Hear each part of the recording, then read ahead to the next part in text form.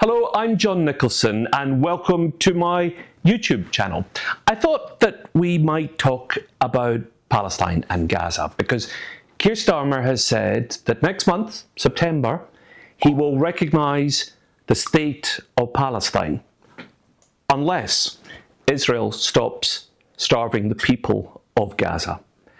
Now, that's an odd way of putting it, isn't it really? He's going to reward Israel for behaving in a way that isn't monstrous by refusing the Palestinians their recognition. Surely the Palestinians are entitled to recognition as a state regardless of what Israel does. So it's the latest in a long series of bizarre statements from Keir Starmer over Palestine. Now, I remember sitting in the House of Commons. This was November 2023. The war had begun. I was a member of Parliament, so almost 2 years ago, and we on the SNP benches thought that we should submit a motion demanding an immediate ceasefire because the horrors in Gaza were already evident to us all. Keir Starmer's response was to say to any Labour MP who supported our motion that they would be fired.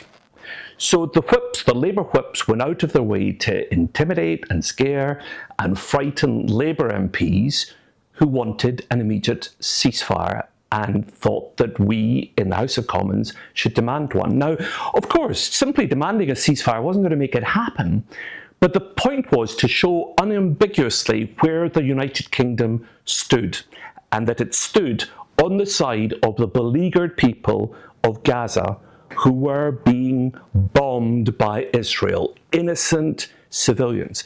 Now, 56 brave Labour MPs resisted the bullying and the threats, and they voted with us for an immediate ceasefire.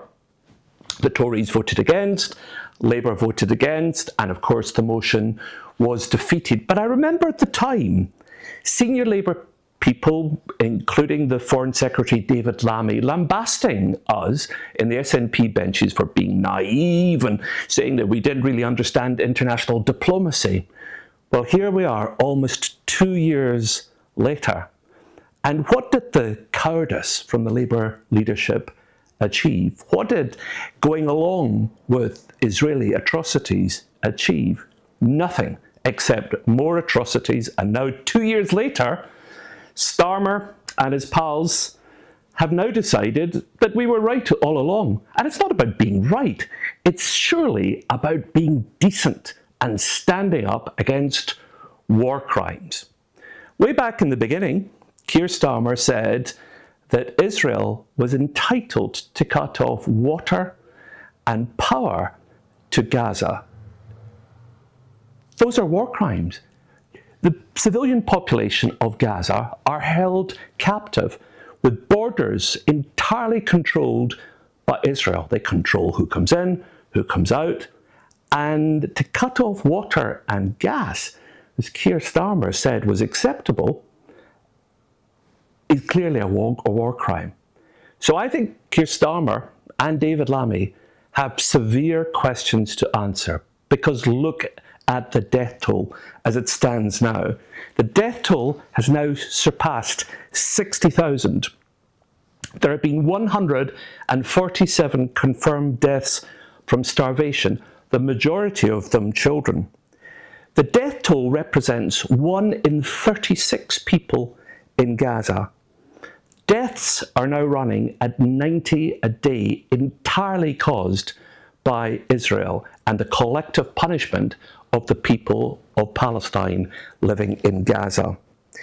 20,000 children have now been diagnosed with malnutrition, with Israel entirely responsible for the food that gets into Gaza and the distribution.